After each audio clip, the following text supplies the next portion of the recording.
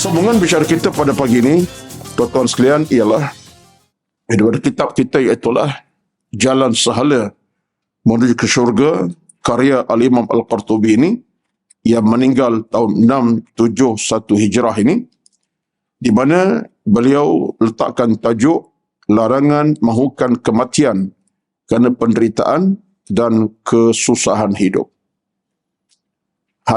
Cerita ni pun berkaitan dengan plastik. Khabar semua, Ustaz. Buku yang saya sebut minggu lepas, ini bersama saya. Jodoh anugerah dia. Ada bersama saya lah. Cantik, sesuai. Nah, ini dah ada bersama saya lah. 20 buah dia. Dalaman yang serba bewah dan indah. Cerita lagi indah. Al-Fatihah. A'udzu billahi minasyaitonir rajim. Bismillahirrahmanirrahim. Alhamdulillahi rabbil alamin. Ar-Rahmanir Rahim, Maliki yaumiddin. إياك نعبد وإياك نستعين اهدنا الصراط المستقيم صراط الذين أنعمت عليهم غير المغضوب عليهم ولا الضالين آمين. السلام عليكم ورحمة الله وبركاته.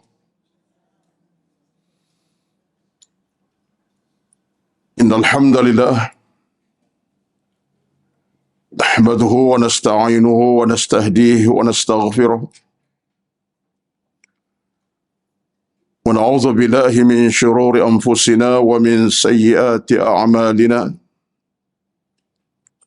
من يهده الله فلا مضل له ومن يضلل فلا هادي له.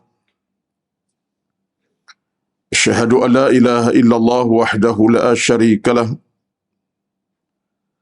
وأشهد أن محمدا عبده ورسوله. ربنا عليك توكلنا وإليك أنبنا وإليك المصير. ربنا افتح بيننا وبين قومنا بالحق وأنت خير الفاتحين. اللهم أحسن عاقبتنا في الأمور كلها وأجرنا من خزي الدنيا وعذاب الآخرة. اللهم زدنا ولا تنقصنا وأكرمنا ولا تهنا وأعطنا ولا تحرمنا وآثرنا ولا تؤثر علينا وارضنا وارض عنا برحمتك يا أرحم الراحمين. اللهم تقبل منا إنك أنت العليم الحكيم. لا إله إلا أنت سبحانك إنا كنا من الظالمين. اللهم ألف بين قلوبنا وأصلح ذات بيننا واهدنا سبل السلام. اللهم إنا نجعلك في نحور أعدائنا ونعوذ بك من شرورهم. اللهم بدد شملهم وفرق جمعهم وشتت كلمتهم وزلزل أقدامهم وسلط عليهم كلبا من كلابك يا قهار يا جبار يا منتقم. يا الله يا الله يا الله. اللهم يا منزل الكتاب ويا مجري السحاب ويا هازم الأحزاب اهزمهم وانصرنا عليهم. اللهم رب اشرح لي صدري ويسر لي أمري واحلل عقدة من لساني يفقه قولي يا رب العالمين. أما بعد. أعوذ بالله من الشيطان الرجيم. بسم الله الرحمن الرحيم. fadhkuruni adhkurkum washkuruli wala takfurun. Sadaqallahul azim. Surah Al-Baqarah 152 yang bermaksud, dan ingatlah kamu terhadap aku, nescaya aku ingat kepada kamu, dan syukurlah terhadapku, janganlah kamu kufur kepadaku, yakni Allah Subhanahu wa taala. Surah Al-Baqarah ayat 152. Sadaqallahul azim. Alhamdulillah, berbahagia dan hormati pengurusi dan seluruh dan kuasa pengurusan pengajian duha Muslimat Masjid Al-Falah dan seluruh kehadiran para jemaah pada pagi ini di kalangan para muslimin dan juga para muslimat. Alhamdulillah, marilah sama-sama kita merafa' syukur pada Allah Subhanahu wa taala di atas nikmat yang amat berharga.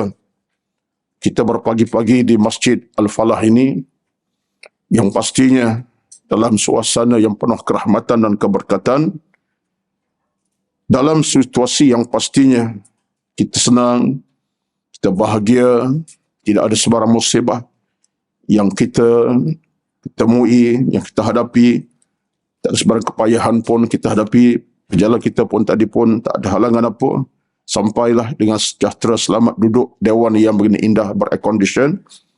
Sedangkan pada masa yang sama, rakan-rakan seagama kita masih lagi dalam tekanan yang semakin menekan, dalam cabaran makin mencabar, sampai saat pagi ini pun belum selesai dan tidak nampak keredaannya.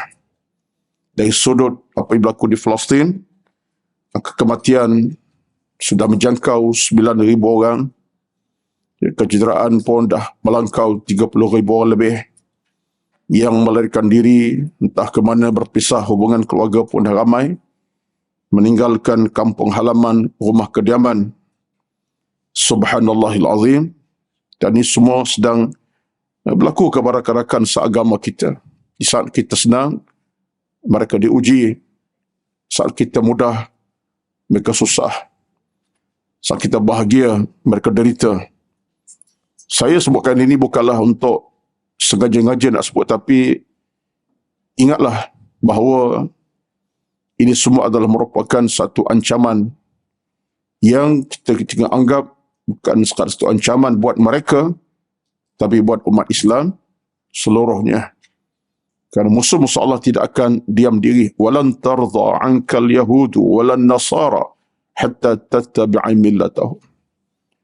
Tak akan redha orang Yahudi, Zionis Yahudi kepada orang Islam, hinggalah kita tunduk kepada mereka dan arahan kehendak mereka. Oleh itulah tuan-tuan dan puan-puan semua, tidak ada suatu perkara lebih yang boleh kita sebutkan di awal pagi penuh barakah ini, melainkan kepada Allah kita merintih, kita bermohon, kita bermunajat, kita berdoa, kita minta dengan mudah-mudahan tangan diangkat ke langit dalam keadaan fizikal kita menghadap Allah dengan penuh keinsafan, dalam keadaan kita sebut ucapan-ucapan yang meletakkan keyakinan kepada Allah Azza wa Jalla. Allah kabulkan semua-semuanya insya-Allah. Tak akan ditolak oleh Allah Subhanahu wa taala. Tidak ada suatu perkataan lebih besar melainkan doa. Semalam dalam satu siaran, mungkin siaran itu dah 3-4 kali lepas disiarkan, kata jurucakap daripada gerakan Hamas di Palestin, kami menuntut daripada semua umat Islam dunia, doalah buat kami. Kami menuntut daripada semua umat Islam dunia ini untuk doa kepada kami. Kami bertahan, kami tabah, kami sabar atas ujian menimpa kami. Kerana kami hanya percaya kepada Allah yang satu. Pertahanan, kami pertahan negara kami, tanah air kami, masjid kami. Kami bukan zalim, kami dizalimi. Yang bukan kasar, kami dikasari.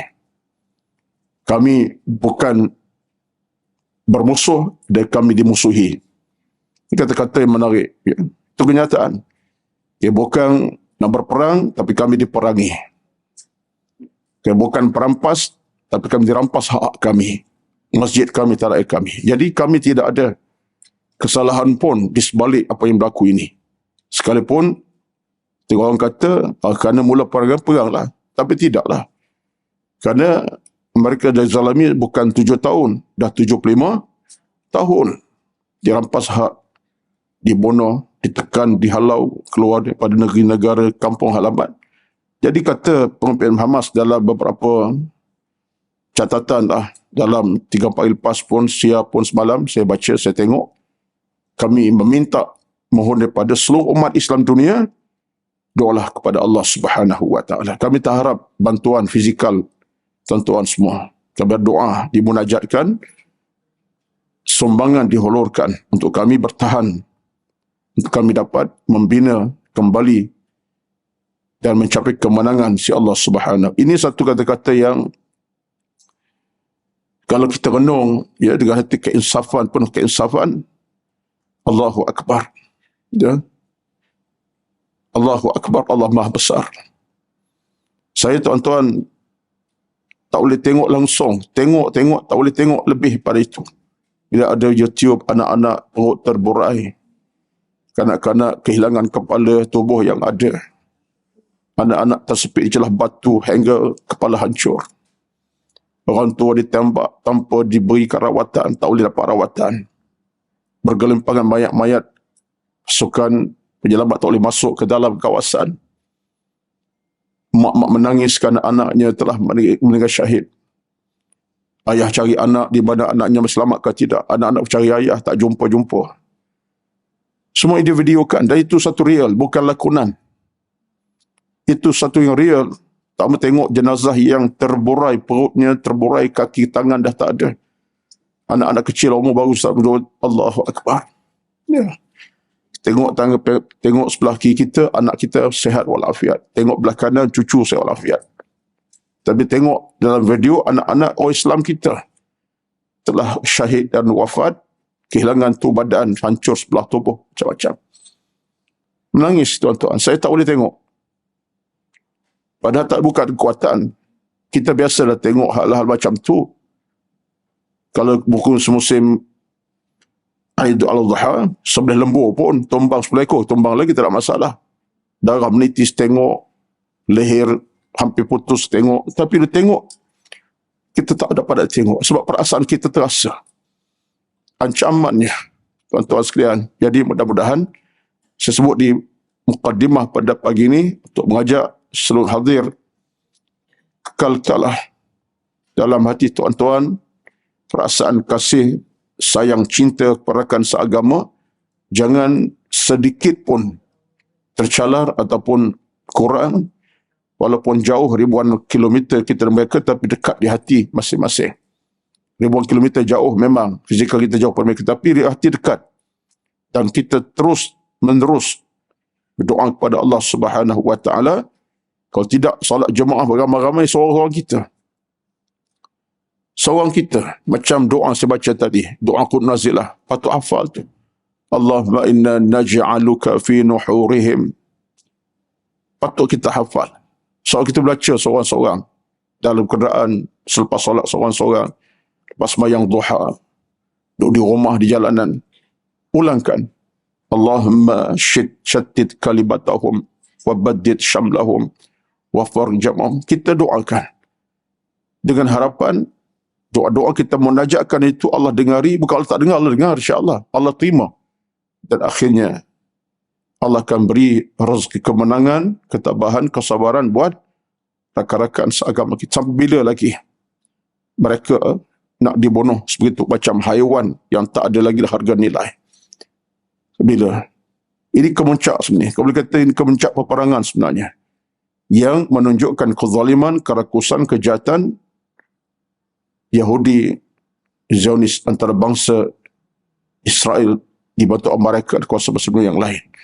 Allahu Akbar. Saya sebut itu sebab banyak berita pagi ni pun, nak buka phone ini pun, masuk pada kawan-kawan berita terkini tentang perkembangan video-video yang terkini, macam-macam. Allahu Akbar. pada Allah kami bermohon, pada Allah kami berserah, pada Allah kami merintih, pada Allah kita bermunajat. Allahumma amin, amin ya rabbal alamin. Dengan tidak kita lupa pada masa yang sama, dengan kita menyumbang sumbangan derma kita hulurkanlah.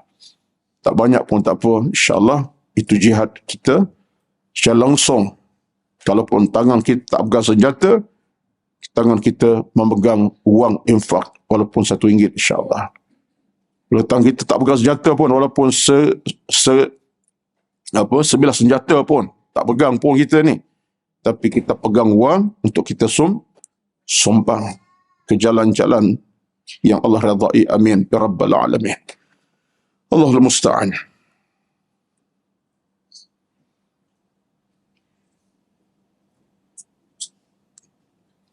Susah tuan-tuan ni, saya suka apa tak? Sebab kita tak boleh bayangkan ya, rumah untuk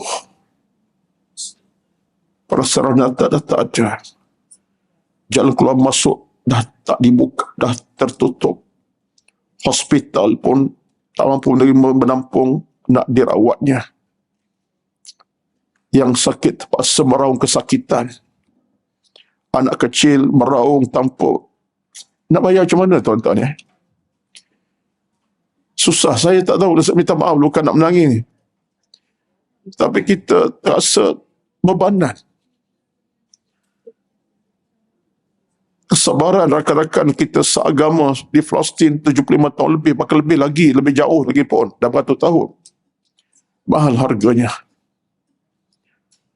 Mahal harganya. Ada satu video tu, seorang ibu, anaknya syahid. Dia kata apa?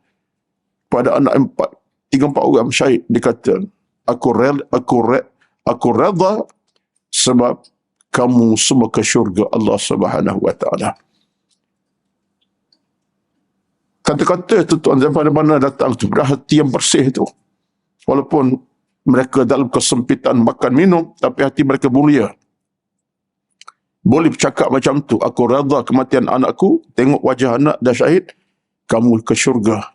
Aku sebagai kau menanti, aku tunggulah, aku nanti satu hari aku datang. Tuan-tuan, minta maaflah, saya pun tidak nak cakap ni sebenarnya, tapi kerana benda macam ni nak kena sebut dalam kuliah-kuliah macam ni, kerana kita nak ingatkan semua isu Palestin pada isu kita bersama. Isu kita bersama, bukan isu mereka tak terpisah dan kita tidak. Tak terpisah kita. Mereka adalah kita dan kita adalah mereka. Dan bersabda, "Matsalul mu'minina fi tawadihim wa tarahumihim wa ta'atufihim kamathalil jasadil wahidi idza ishtaka minhu 'udhun tada'a lahu sa'irul jasadi bis-sahri wal humma." Nabi bawa satu hadis yang lengkap penceritaannya. Nabi ibaratkan kita ni, kita sama kita ni, bukan saja kita dengan orang Islam, kita sama kita ni pun dalam dewan ini. Bukan keturunan yang sama, bukan beradik pun, tapi Nabi kata apa? Kamu ni umpama sebatang tubuh yang satu. Ni tengok Nabi sebut kepada kita. Orang mukmin, Nabi kata umpama tubuh yang satu. Tubuh yang satu bermaksud fizikal yang satu. Gigi sakit, tak tidur, lena. Mata sakit, fizikal tumpang sakit. Kaki cedera, yang lain tumpang sakit. Tak berpisah rasa sakit, senang bersama. Ini jiwa orang mukmin. Hadis ini tuan-tuan benar-benar menjadi pemangkin kepada hubungan kita sama kita. Sebab tu kita hidup tak boleh nak berbalah, bertengkar, bermusuh, kata mengata. Tak boleh. Sebab Nabi kata kita umpama tubuh yang satu, apalagi Islam yang dicederakan lagi terasa, dibunuh lagi terasa, kesakitan mereka kita bertumpang sakit, susah hati kita, hibur sedih. Ini hadis macam mana letak di mana ni? Jangan belajar sajalah, kita praktikkan. Jangan kita belajar saja, subuh kita belajar, duha kita belajar, usah pada bagi pesan, tiba-tiba kita sama kita asyik masa muka, asyik kata mengata, asyik benci membenci, tak suka tengok muka orang sebelah, orang situ. Contohnya, tak rasa seronok dengan orang, rasa nak maki saja. Itu hadis letak kat mana tu? Belajarlah 25 tahun, 30 tahun, bila hadis kita amalkan, kita hanya berbohong dengan Nabi SAW. Betul tak? Kita dusta dengan Nabi, nak dusta dengan siapa lagi? Nabi kata macam kita tak amalkan. Nabi sebut macam tu, kita tolak ke tepi. Ini satu benda yang besar ni. Sebab saya ingatkan diri saya, bukan ingat orang lain. Kalau ada perasaan benci kepada orang, tak suka dengan orang, nak kata ke orang, deki dengan orang, hadis ni aku tak di mana sebenarnya. Ni Nabi kata ni. Sebab tu kena bersabar, kena banyak berdoa kepada Allah supaya hati kita bersih. Apalagilah rakan-rakan kita yang memang dihadapi isu yang besar lagi, dibunuh, diperkotak-katik dan seumpamanya. Wallahu musta'an. Baik. Sambungan bicara kita pada pagi ini, tuan-tuan sekalian, ialah daripada kitab kita, iaitulah Jalan Sahala Menuju ke Syurga, karya Al-Imam Al-Qurtubi ini, yang meninggal tahun 671 Hijrah ini, di mana beliau letakkan tajuk larangan mahukan kematian kerana penderitaan dan kesusahan hidup. Cerita ni pun berkaitan dengan Palestin ni, yang sekarang diuji dengan kepahitan hidup. Macam mana mereka? Baik mati ke baik macam mana? Baik, kita dah sebutkan dalam mukadimah 18 bulan yang lalu, satu hadis Nabi SAW, dan bersabda, la yatamannayanna ahadukumul mauta lidurrin nazala bihi, fa in kana la budda mutamanniyan falyaqul Allahumma ahyini ma kanatil hayatu khairan li wa tawaffani idza kanatil wafatu khairan li. Maksudnya, sesungguhnya janganlah setiap kamu mahukan kematian kerana ada suatu kepayahan dalam hidup. Ini syarat pertama. Nabi kata jangan asyik tak mati kerana sebab payah dalam hidup ini. Susah dalam hidup. Ada ujian datang. Dalam rezeki susah nak makan minum. Dalam keadaan ada ujian daripada keluarga macam-macam. Nabi kata janganlah minta kematian kerana sebab itu. Maksudnya ada larangan di situ. Sabarlah. Kalau ustaz boleh kata sabar, saya hadapi masalah. Payah juga. Hujah tu ada. Dengar Nabi kata apa dalam hadis ni. Fa in kana labudda mutamanniyan, dan kalaupun dia memang nak mati kan terpaksa hadapi macam-macam masalah, kata Nabi, bacalah doa ini. Apa ni doanya? Allahumma ahyini ma kanatil hayatu khairan li. Ya Allah, hidupkan aku ini dalam keadaan tak mati, tapi aku ni hidup jika sekiranya hidup ini ada kebaikan kepadaku. Mana jalan pulang, kalau aku diuji kepayahan, insya-Allah mana tahu satu hari Allah beri rezeki yang mudah. Ya, aku hidup keadaan payah nak makan minum, tapi mana tahu satu hari Allah lorongkan aku rezeki yang mudah. Ya, aku hidup keadaan penuh dengan kepayahan hidup, dengan orang pun tak suka, tak seronok, orang benci. Mana tahu satu hari Allah beri sayang kasih ada di kalangan manusia kepada kamu. Kita tak tahu. Allah Maha Kaya, tuan-tuan.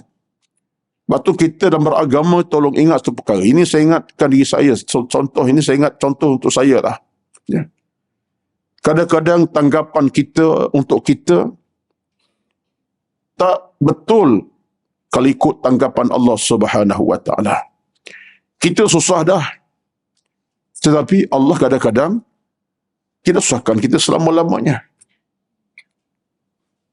Sebagai contoh mudah saja. Ini contoh kalau kena, tak kena, silap saya lah. Seorang ayah kadang-kadang, semua satu peringkat hidup, dengan anak ramai, kerja tak banyak. Kerja tak banyak maksudnya kerja pun dalam keadaan gaji tak seberapa. Anaknya membesar dari hari ke hari nak makan minum. Sampai tak ayah letih, penat. Nak pelihara anak 5-6 orang ni, besarkan anak. Gaji tak banyak, makan sekadar kais pagi makan pagi, kais petang tak makan-makan sebab tak dapat. Bukan kais malam dah. Kais pagi makan pagi, tu pun berkongsi. Petang tak ada makanan dah nak makan. Anak sekolah pun tak pun nak bersampai, contoh. Ada berlaku kepayahan, tetapi Masya Allah, Kemudian, 25 tahun kemudian, Allah buka rezeki si ayah tadi, anak-anak jadi orang belaka. Memang orang pun, tapi jadi manusia yang baik, berjaya. Ayah yang hidup kesempitan satu masa dahulu, sekarang tenang, bahagia. Anak beli kenderaan, boleh ke masjid ke sana sini.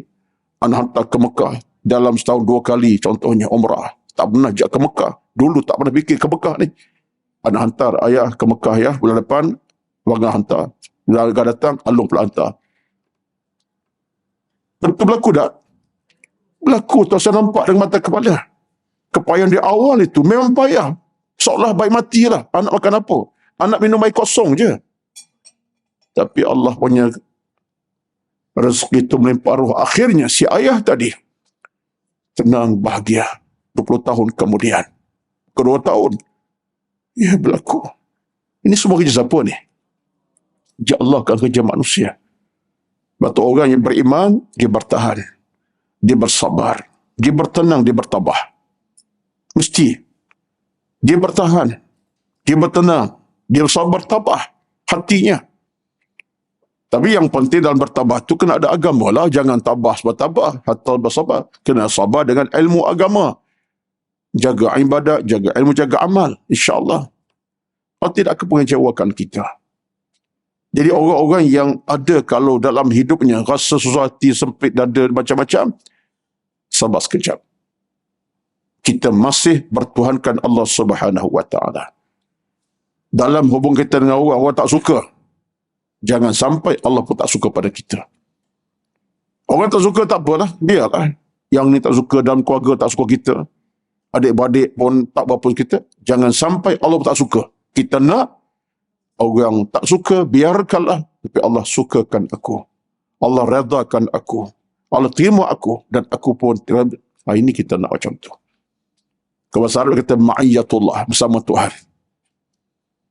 Bila kita ada dalam hidup ini perasaan Allah bersama kita, Allah tidak akan tinggalkan kita selama-lamanya. Allah tak akan tinggalkan hambanya selama-lamanya. Allah tidak akan jauhkan kita pada hambanya. Daripada kita pada sebagai hamba, tidak. Idza taqarraba al-'abdu shibran, kalau kita dekat Tuhan satu hasta, Allah sedepa dengan kita, makin dekat dengan kita. Ini sebagai contoh. Jadi orang yang berada kesempitan, ucapkanlah macam tu. Ya Allah, ya Tuhanku, Allah mahini, ma kanatil hayatu khairan li. Ya Allah, hidupkan aku dalam kesempitan macam mana pun aku nak hidup, mudah-mudahan ada kebaikan bagi aku nanti. Tapi kalau dalam keadaan memang terdesak, memang sempit, memang dalam keadaan memang seolah kita tak ada jalan pula, doa kepada Allah juga. Jangan putus asa. Kita kata apa? Wa tawaffani idza kanatil wafatu khairan li. Ya Allah, kalau engkau nak matikan aku redha, kan itu mungkin baik bagi aku. Dia berbeza orang putus asa ni. Ini bukan putus asa ni. Ini orang yang masih ingat pada Allah, cuma dalam situasi dia serah pada Allah. Kalau aku mati, engkau lebih tahu ya Allah. Mati lebih berat bagi aku. Orang putus asa dia. Orang putus asa ni orang yang terus potong hubungan Tuhan. Aku nak mati. Tak ada guna hidup lagi. Tak ada mana dah. Itu putus asa. Ini orang yang putus asa, tak betul dalam agama. Baik. Baik, kita tengok macam ni puan-puan. Saya nak baca satu hadis lagi. Cuba tengok hadis yang kedua tu. Ini pun satu hadis yang penting daripada Imam Al-Bukhari. Nabi kata apa? Tentang soal minta mati, dah pernah dalam hidup seolah mati baik. Nabi kata apa? La yatamannayanna ahadukumul mauta wa la yad'u bihi min qabli an ya'tiyahu innahu idza mata ahadukum inqata 'amaluhu wa innahu la yazidul mu'minu 'umrahu illa khaira. Dia Nabi ni tuan-tuan, dia berikan kita motivasi. Dalam agama ni, Nabi bila bercakap, motivasikan umat. Nabi motivasikan umat dalam pelbagai bentuk dan cara. Ini soal hidup dan mati. Ada satu cerita, saya nak rakamkan. Kalau tidak, saya lupa cerita macam ni. Ada seorang sahabat Nabi Sallam yang dia orang miskin. Maksudnya tak ada harta. Tak ada upaya harta. Nak menyumbang tak boleh, nak makan pun susah. Miskin amat sangat. Mengadu kepada Nabi Sallam. Mengadulah. Ya Rasulullah, aku ni daripada orang paling miskin di kalangan manusia. Paling miskin mana aku tak ada lah. Lepas aku tak ada orang miskin, aku dah miskin sekali. Dia letak nilaian begitu. Paling miskin. Afqar an-nas. Mana orang miskin ada, tapi aku paling miskin. Tahulah dia hitung macam tak tahulah tu. Dia mengadu. Dia paling miskin, lemah dan seumpamanya. Dia adu kata Nabi Sallam dalam riwayat Ibn Imam Al-Bahaqi. Hadis. Cerita macam tu. Maka riwayat menyebut bila Nabi adukan dia macam tu. Mana nak mengadukan sedih lah kan? Sedih lah. Sebab paling miskin, orang miskin ramai, tapi aku paling miskin lagi. Teruk sangatlah tu. Tak ada apa dah. Nak makan susah, nak derma jangan cakap lah. Nak makan pun payah. Ya. Nabi SAW tengok pada wajah lelaki yang datang kepada baginda Sallam. Nabi kata, ingatlah. Rahman Allah tu mahalu luas. Rahmatullahi wasi'atun. Nabi sebut, rahmat Allah tu amat luas sekali. Rahmat ni apa mana? Kasih sayang Allah tu luas. Nabi beri semangat macam tu. Nabi tak kata, oh betul lah kau ni paling miskin. Susah tu hidup ni. Nak makan payah. Menekan diorang tu. Tapi tak. Nabi motivasikan. Nabi kata, rahmatullahi wasi'atun. Allah punya rahmat tu mahalu luas tak bertepi. Contoh sekalian, kita nampak tak? Cara Nabi tidak menekan, tapi motivasikan jiwa dan hati. Walaupun dah gersang, dah letih, macam dah rosak, macam mana pun sifatnya, dia beri peringatan bersifat motivasi. Sampailah sahabat tadi, Nabi kata macam tu, dia terdiam. Tangan diangkat. Lalu dia kata apa? Ya Allah, aku mohon padamu segala kebaikan. Depan Nabi. Nabi amin. Dia angkat tangan, dia kata, Rasulullah, ya Allah, aku mohon pada segala pintu keluasan rezeki yang kau beri pada aku. Nabi kata, amin. Benar, tuan-tuan sekalian.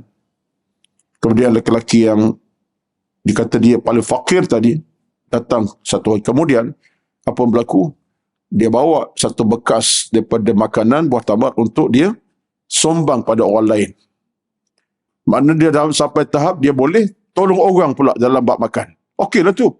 Dia tak bawa harta benda emas, tapi boleh bawa satu makanan untuk bantu orang yang perlu pemakanan. Mana apa tu? Rezekinya dah mula luas. Allah perluaskan rezeki makan minumnya. Boleh bagi orang lain makan pula. Tuan-tuan sekalian, ini semua adalah motivasi. Patutlah kita dalam agama ni, ambillah contoh yang Nabi bawa kepada kita. Jangan sempitkan orang dengan kata-kata yang boleh menyakitkan perasaan, menyusahkan jiwa. Jangan. Beri motivasi. Khasnya dalam soal hukum hakam agama yang mengaitkan kita dengan Allah punya keluasan rezeki. Allah tu maha kaya, Allah melihat, Allah mengetahui, Allah tak doa kita, Allah terima doa kita. Itu antara jalan-jalannya. Dan kepada kita pula kena jadi sebagai kita punya apa? Landasan kehidupan kita. Kita jangan jadi orang yang putus asa. Sampai tahap kita rasa dunia dah sempit, rezeki dah tak ada, baik mati. Jangan. Jangan begitu. Kata Rasulullah, janganlah setiap kamu meminta kematian sebelum ajal menjemputmu. Tengok. La yatamannayan ahadakumul mauta wa la yad'u bihi min qabli an ya'tiyahu. Jangan kamu minta mati belum mati datang jemput kamu. Sebab urusan mati urusan siapa? Allah yang menentukan. Belum mati datang, tak payah nak sebut aku nak mati sekarang. Tak payah. Sebab Allah Maha tahu bila ayat kita mati, bila waktu kita patut mati. Jadi jangan kita mendahului qadar Allah Subhanahu wa taala. Itu satu perkara besar. Jangan mendahului qadar Allah Subhanahu wa taala. Sama juga kita dalam soal kita dengan orang. Kau bunuh kan, mati. Nak mati, aku bunuh sekarang. Itu juga mendahului qada qadar Allah. Kenapa nak ambil nyawa orang? Apa hak kamu nak ambil nyawa orang, nak bunuh orang? Nak tikam orang, tembak orang contohnya? Macam sekarang ni. Kenapa kau bunuh anak-anak kecil tak berdosa? Apa kamu nak bunuh orang sampai anak-anak kematian begitu rupa dahsyatnya? Baru umur 3 tahun, 3 bulan, mati berkempangan. Ada orang tua, kamu tembak sampai mati. Jadi semua jenayah terhadap agama. Ini kita kena faham macam tu. Ini telah mendahului qada qadar Allah. Ambil nyawa orang. Maksudnya cerita tadi, aku tembak kau sampai mati, aku bunuh kau. Contohnya.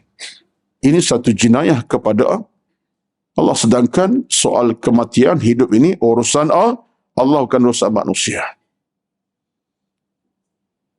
Semua urusan Allah Subhanahu wa ta'ala. Kadang-kadang kita boleh tengok dengan mata kita pun. Ada orang hamba Allah sakit, tenat. Dah berbulan di hospital. Bantu oksigen malam siang. Raya kiri kanan. Tapi Allah Maha Kaya, satu hari, sihat elok-elok, sihat walafiat. Boleh ke masjid kembali. Bawa kereta dah pula dah. Padahal 3 bulan. Komanya. Sebab Allah tu Maha Kaya. Dia yang pegang remote kontrol hidup dan mati manusia. Yang sehat, terus sehat. Yang sakit, boleh sehat kembali. Ini semua kenyataan tuan-tuan. Ada orang yang jenisnya Masya Allah seolafiat. Tapi Allah Maha Kaya. Allah menyawa secara mengejut. Ramai. Dan kita berlaku. Sakit tak sampai 2 hari pun meninggal. Bukan berat sangat pun, biasa-biasa je. Rasa lemak makan pagi tadi. Sakit-sakitlah. Selemak habis pinggang, semangkuk, sebungkus. Tapi tengah harinya meninggal. Sejarah dia tadi nampak okey, meninggal. Allah Maha Kaya. Jadi benda macam ni insaflah. Jangan sampai tahap kita mengambil sikap yang begitu mudah dan kita merasakan kita berkuasa untuk memati diri sendiri dan membunuh orang lain tak pasal-pasal. Ini penting. Saya sebut ini sebab dalam kerangka situasi Palestin sekarang, kejahatan Yahudi, Zionis, Israel ini terlalu melampau. Bila mereka bom rumah kediaman, kawasan zon selamat seperti hospital, mereka bom. Ya? Sehingga doktor-doktor berapa ramai mati, pesakit yang dah mati berapa ramai. Ini semua adalah kerja jenayah yang tidak boleh dimaafkan sama sekali. Bukan isu agama, kemanusiaan pun. Betul saya kata dalam isu Palestin hari ini, bukan lagi isu agama, dan isu kemanusiaan. Agama lah, bagi kita orang Islam, isu agama. Mereka merampas orang Islam Palestin, merampas Masjid Aqsa, tapi dia sudah masuk kepada isu kemanusiaan. Zalimi orang tak berdosa. Zalimi orang tak bersalah, anak-anak kecil. Itu dah masuk isu kemanusiaan yang wajib dipertahankan. Diangkat cerita kejahatan ini oleh semua manusia, tak kira mana bangsa, agama dan bangsa. Sebab jadi kemanusiaan. Dalam Islam, pastilah lebih jelas hukum hakam agama. Sudut kemanusiaan pun tak logik di akal kita bunuh orang mudah-mudah. Walaupun dia seorang Hindu, seorang Buddha, seorang Kristian, ateis, tak ada agama. Bukan hak dia untuk kita bunuh dengan mudah-mudah. Oh, kan dia orang Buddha, kita bunuh ialah. Kenapa? Oh, kan dia orang Kristian, kita pancung leher saja. Tak kena. Oh, kan dia orang bukan Islam, kita runtuh rumah dia. Siapa aja macam tu. Jadi ini adalah isu-isu yang dah merupakan isu kemanusiaan. Tidak ada satu agama yang boleh meradai dan tak ada bangsa yang boleh menerima kezaliman sebegini. Allahu Akbar. Jadi Nabi kata apa? Nabi kata, janganlah kamu mohon mati kepada Allah dalam keadaan belum sampai saat kamu akan mati. Idza mata ahadukum inqata amal. Nabi kata, kalaulah kamu itu mati, maka pasti akan terputus semua amal kamu. Idza mata ahadukum inqata amal. Kalau kita dah mati, terputus amalan kita. Saya nampak begini tuan-tuan. Satu benda yang saya cuba nak sebut dia kena fikir macam tu. Kita katalah, kita ini dalam kesempitan hidup, kepayahan hidup. Yang keduanya adalah dalam kita sempit hidup, payah hidup, kita mungkin ada banyak dosa dan kesilapan. Taubat belum lagi, amal jahat pun banyak. Mati pula macam tu. Maksudnya apa? Kita dah terputus rahmat Allah Subhanahu wa Ta'ala. Sepatutnya kita sempat bertaubat. Sempat kita mohon keampunan, sepatutnya belum mati. Tiba-tiba dalam keadaan mohon mati, minta mati, kemudian mati, tetap tak sempat untuk buat kebaikan. Lagi besarlah dia punya balak bencananya. Betullah dalam agama, seorang yang bijak dalam berfikir, dalam waras pemikirannya, dia tak minta mati. Sekalipun dia ada masalah, dia ada jalan pulang untuk dia bersihkan diri, bersihkan jiwa, cari ilmu, cari iman. Sebab apa? Panjang tempoh hidupnya untuk dia beramal, beribadat. Nabi kata apa? Wa innahu la yazidul mu'minu umrahu ila khairan. Percaya kata Nabi SAW. Sesungguhnya tidak akan Allah panjangkan umur seorang manusia beriman, melainkan akan menambah kebaikan bagi dia sendiri. Nampak? Jadi orang yang dalam kesempitan macam mana, dia bersabar, dia bertahan sekejap, bertabah hatinya, mudah-mudahan dengan umur yang panjang, rezeki Allah berkati, rezeki Allah permudahkan, masalah Allah selesaikan, dan hidup penuh ketenangan. Amal pun dia pun makin banyak. Ada kebaikannya. Sebab kita Nabi motivasikan kita. Jangan kita ambil sikap cepat mengalah. Ataupun kita bersikap cepat kita nak bertindak atas sebab kita alami, sedangkan di sana banyak lagi kebaikan yang menanti kita. Umur kita panjang lagi, boleh jadi banyak faktor-faktor kebaikan kita akan dapat daripada umur tersebut. Faktor ilmu, faktor amal, ibadat, taqwa, macam-macam insya-Allah. Lebih-lebih lagi, kalau seorang itu dalam kesempitan, dia dalam hidupnya sempit harta, sempit hidup dengan ujian pelbagai, tapi dia mencari Allah Azza wa Jalla. Dia cari ilmu. Dia cari orang-orang baik untuk didampingi. Dia cari rumah Allah untuk didatang ke masjid. Itu satu kekuatan yang lebih menjahanamkan. Dahlah kita sempit jiwa, sempit dengan tempat ibadat, sempit hati dengan tempat-tempat baik, sempit dada untuk dekati orang-orang berilmu. Itu masalah. Dalam masalah banyak, masalah selesai, dia pula dengan tempat ibadat tak nak bagi. Sembahyang tak nak buat. Mengaji pun tak nak. Nak mengaji dengan tajuk orang berilmu pun tak ada. Lagi susahlah kita, tuan-tuan.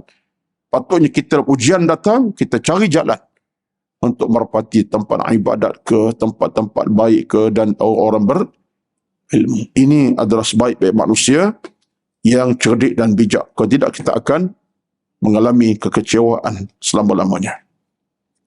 Hadis lagi, tengok. Hadis macam mana? Semua hadis bersifat motivasi. Nabi kata apa? La yatamannayanna ahadukumul mauta imma muhsinan fala'allahu an yazdada khairan wa imma musian fal'allahu an yasta'atiba. Yang bermaksud, kata Rasulullah, janganlah salah seorang pada kamu semua mengharapkan kematian. Jangan duk minta mati, dah tak larat hidup, dah tak susah sangat baik mati. Jangan kata Islam, kerana jika dia adalah orang yang suka melakukan kebaikan, dia akan terus menambah kebaikan. Jika dia orang yang sentiasa melakukan perbuatan dosa, mungkin dia boleh bertaubat. Tengoklah. Kita hidup ini, tuan-tuan, insya-Allah jalan pula. Mungkin kita macam mana ujian datang pun, kita ada buatlah kebaikan satu dua. InsyaAllah boleh jadi, dengan kita sabar, kita akan buat kebaikan makin bertambah. Ataupun, kalau kita macam mana masalah ujian hidup sekalipun, kita seorang yang ada kesilapan, dosa, tapi bila kita sabar sekejap, kita mungkin orang yang bertaubat kepada Allah Azza wa Jalla. kembali pangkal jalan. Ini semua kebaikan belaka. Ya tuan-tuan, ya. Memang ada cerita-cerita dalam sejarahnya. Orang yang semacam ini ada fakta sejarah. Contohnya saya bawa kepada tuan-tuan satu cerita dinukilkan oleh Ibnu Abdul Bar. Ini cerita. Ibnu Abdul Bar ini seorang ulama besar. Namanya Ibnu Abdul Bar. Nama pelik sikit nama dia. Ibnu Abdul Bar. Nama dia itu agak pelik sikit. Tapi itulah seorang ulama yang besar. Ibnu Abdul Bar. Sekejap. Ibnu Abdul Al-Bar. Dia ada kitab banyak. Kitab Al-Istizkar. Dia ada kitab bersabit dengan tasawuf. Macam-macam lah kitabnya. Dalam kitab Sair Na'ala Bala, Abdul Bar ini, dia meninggal tahun 463 Hijrah. Lama tak? Meninggal tahun 463 Hijrah. Sekarang berapa sekarang? 1445. Mana hampir dah 1000 tahun. Ini ulama yang dikenang sejarah hidupnya. Dan dia ni seorang ulama daripada Imam Mazhab Maliki. Tak apalah ceritanya. Yang saya nak buat cerita, bukan cerita dia. Yang beliau ceritakan. Ya. Satu hari kata beliau, dalam ceritanya, ada orang temu beliau. Dan orang ini dikenal sebagai orang jahat di kampung. Seorang yang jahat, musik, seorang yang buruk akhlaknya, satu kampung. Datang kepada Ibnu Abdul Bar, mengadu. Bagaimana dia dah rasa macam dunia sempit dah. Dia jahat. Nasabahlah dia sempit. Sempitlah hidup dia jahat. Orang tak suka, orang tak seronok, orang keji, orang caci, orang maki. Dia mengadu. Dia manusia ni, berjadi bila sampai satu tahap masa, dia akan rasa macam-macam. Tekan. Perasaan tak berapa nak, sekelip tak apa nak. Memang macam itulah manusia ni. Jadi mengadu pada Abdul dia kata apa? Aku ni seorang yang tertekan. Aku ni orang tak suka, tak seronok. Memang dia seorang al-musik buat jahat banyak. Tapi Abdul Bar ni ialah seorang ulama yang faqih. Ya, daripada fiqh Maliki, seorang yang baik hati dan baik jiwa. Dia kata apa? Dia kata sekali kamu orang yang jahat, orang yang buruk akhlak, tak dikenali, tak di apa ni, didapati orang bahkan dibenci, tapi ada sesuatu yang ada tempat kamu bergantung harap yang tak akan benci kamu. Kamu pergilah ke mana orang benci, duduk di mana orang tak suka, tapi ada tempat yang kamu ini tak akan dibenci, tak akan ditolak ke tepi oleh orang. Dia tanya, Bar, apakah ada jalan pulang kepada saya? Ada jalan pulang untuk saya jadi orang baik dan orang tak dibenci? Lantas apa kata Abdul Bar radhiyallahu anhu rahmatullah. Ini sebijak-bijak ulama dia bercakap dalam nada keilmuan. Dia kata, duduklah bersama aku tak bencikan kamu. Subhanallah. Bersama aku maksudnya duduk bersama aku, duduk mengaji lah. Aku tak benci kamu. Seburuk mana pun kamu, orang tak suka, ada tempat yang kamu akan disukai. Seorang tanya, ke mana saya nak pergi? Duduk dengan aku. Qaribni, maksudnya duduk hampir aku kan. Tuan-tuan sekalian, demi Allah, riwayat sebut dalam ceritanya, dalam tempoh apa bulan kemudian, mungkin tak bertahun pun, berbulan kemudian, yang jahat tadi menjadi sebaik-baik manusia. Dan duduk dengan ulama, mengaji, belajar, ada barakahnya, duduk dengan ilmu. Kemudian menjadi seorang yang dianggap mulia dalam hidupnya, bila mana diangkat sebagai musa'id. Musa'id apa dia? Bahasa Arab tu. Saya boleh agak. Pembantu kepada Ibnu Abdul Bar. Satu hari, Dia diangkat sebagai musa'id, muawin. Bahasa Arabnya dengan maksudnya pembantu kepada Abdul Bar. Madu bersama. Ibaratnya orang kanan kemudian. Musa'id, musa'awin, maknanya pembantu. Tengok tuan-tuan. Inilah dalam hukum agama ni, kita tidak boleh berikan pada orang tu kan benda-benda bersifat negatif. Tak boleh. Kalau boleh nasihat positif, positifkan keadaan, ajak kepada kebaikan, tutup ruang-ruang keburukan. InsyaAllah tuan-tuan. Allahu Akbar. Kemudian dalam hadis Jabir bin Abdullah, tengok lagi. Ini banyak ni. Sebab Al-Imam Al-Qurtubi, dia bawa hadis sebab dia nak mengukuhkan dalam cerita tentang larangan minta mati. Walaupun dalam kesempitan, jangan sampai tahap kecewa kehidupan, jangan. Dia bawa hadis macam ni. Hadis kemudian atas Jabir bin Abdullah daripada Al-Bazzar. Oleh hadis bukan hadis Bukhari Muslim, tapi disebut hadis yang sahih. Nabi bersabda, "La tamannawul mautah, fa inna hawlal matla'i syadidun, wa inna minas sa'adati an yatula umrul abdi hatta yarzuqahu Allahul inabata." Allahu Akbar. Saya rasa ini satu hadis yang tuan-tuan kena pakaikan di dada masing-masing. Pakai macam Ustaz, kena gantung ke? Dengan maksud, ingatlah di hati masing-masing. Pakai ke maksud ini, ingat. Tak boleh ingat bahasa Melayu, ingat bahasa Arab tak apa. Tak ingat bahasa Melayu, ingat bahasa Arab, apa masalahnya? Kalau Ustaz Melayu pun tak apa, tak ingat lagi. Arab lagi tak ingat. Cuba pakaikan dalam hati masing-masing. Lepas ni, apa kata Rasulullah? La tamannawul mautah, fa inna hawlal matla'i syadidun, wa inna minas sa'adati an yatula umrul abdi hatta yarzuqahu Allahul inabata. Kata Rasulullah, janganlah kamu mahukan kematian. Jangan mahu kematian, jangan bukan maksud tak nak mati ni. Jangan pula kata, oh itu jangan kita minta jangan mati. Tak, ini maksudnya jangan minta mati kerana sebab tertentu. Soal mati-matilah. Kita ni mati ni tak kira siapa. Ada masalah pun mati, tak ada masalah lagi mati. Ya, biasa. Ya. Ada masalah pun mati, tak ada masalah. Sakit pun tak pernah, boleh mati. Yang sakit lama pun boleh sehat, itu biasa. Tapi yang Nabi sebut, jangan minta mati kerana faktor tadilah. Sempit hidup, payah. Jangan Nabi kata. Jangan minta mati. Kerana keadaan kematian itu merupakan satu amat dahsyat. Nah, tengok. Nabi ingatkan kita kalau mati tanpa iman, dahsyat. Kalau mati tanpa taubat, dahsyat. Kalau mati tanpa amal, dahsyat. Iyalah. Contoh tadi, bunuh diri. Dahsyat kematian. Apa je tadi?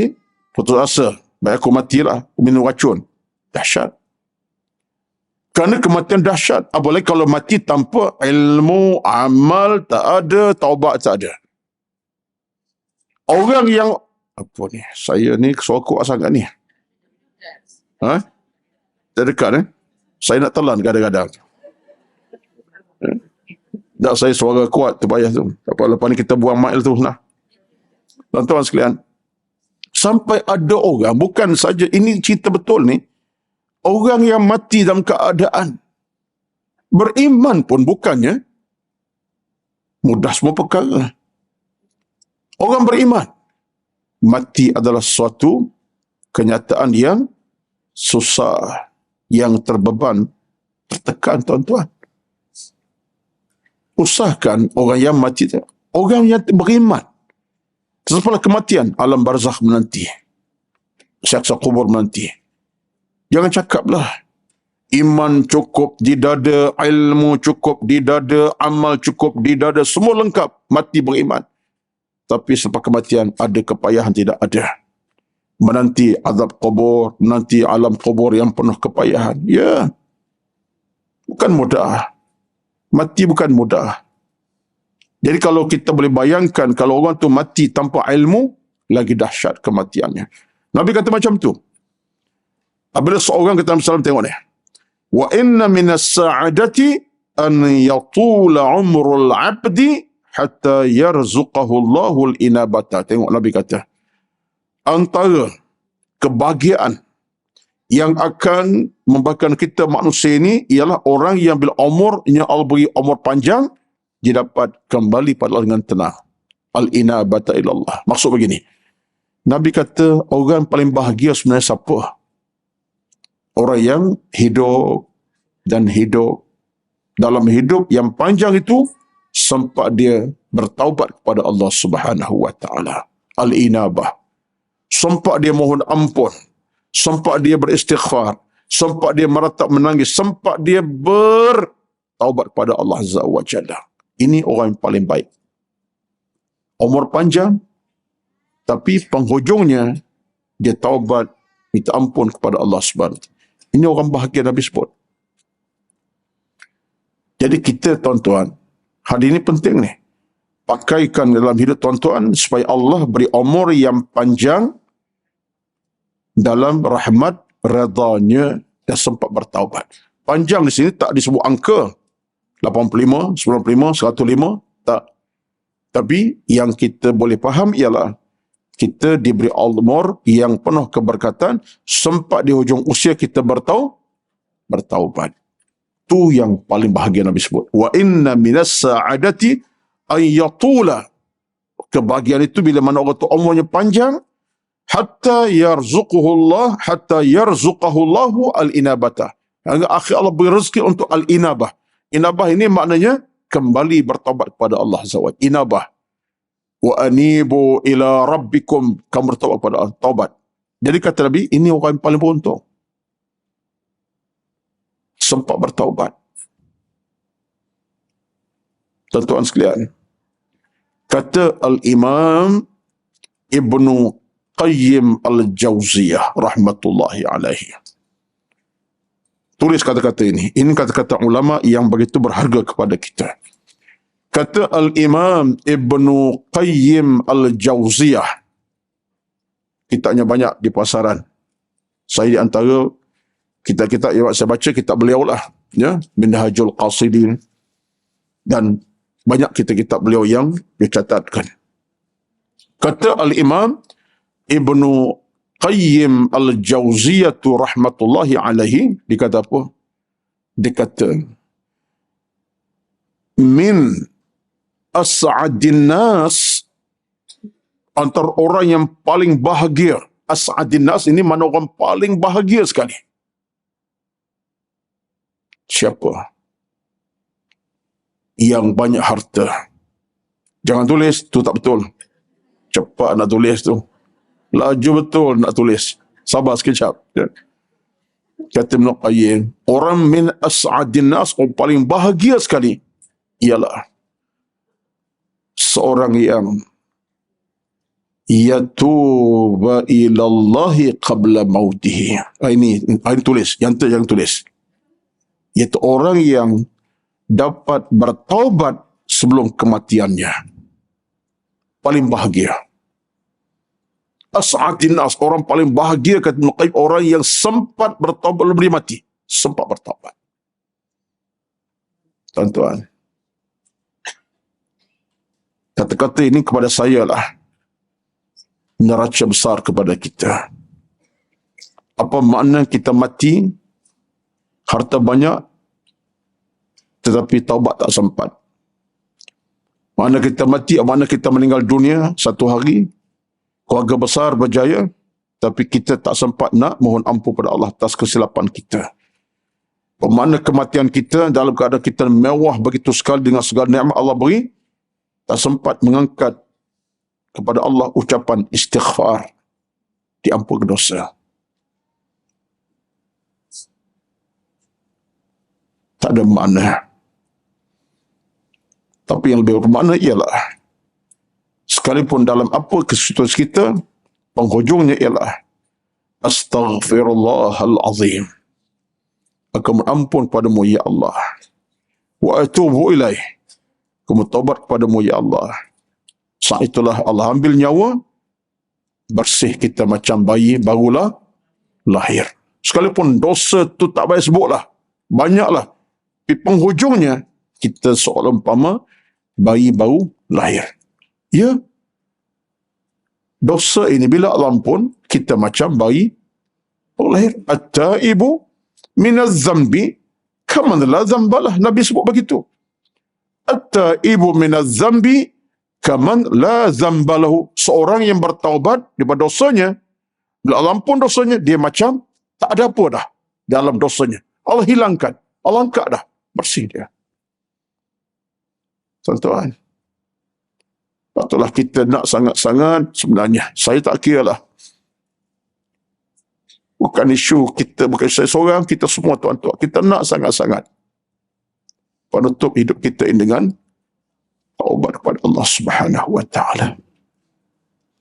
Illa man taba, kecuali orang yang bertaubat wa amil amal salih, dan beramal salih kepada Allah Azza wa Jalla. Inna Allah yuhibbut tawabin. Allah amat cinta orang yang bertaubat. Allah paling sayang sekali. Inna Allah yuhibbut tawabin. Orang Allah paling suka, cinta, kasih orang yang bertaubat kepada Allah Subhanahu wa ta'ala. Allahumma amin. Ya Karim, Ya Rahman, Ya Rahim, Ya Banan. Hari ini saya kira pakaian kita semualah. Bukan maksud pakai dipakaikan di badan, tapi diingat dalam hati. Mudah-mudahan insya-Allah Allah restui kita semua dengan hati yang terus bercahaya, hidup yang penuh kerahmatan. Allah redha dengan kita, dan kita itu sana walaupun ada 1 inci masalah, 1000 masalah macam mana sekalipun, tekanan ujian mendatang, kita tak lupa untuk kita sabar, bertabah, bertahan demi untuk dapat rahmat besar pada itu lagi insya-Allah. Tapi bukan mudah tuan-tuan.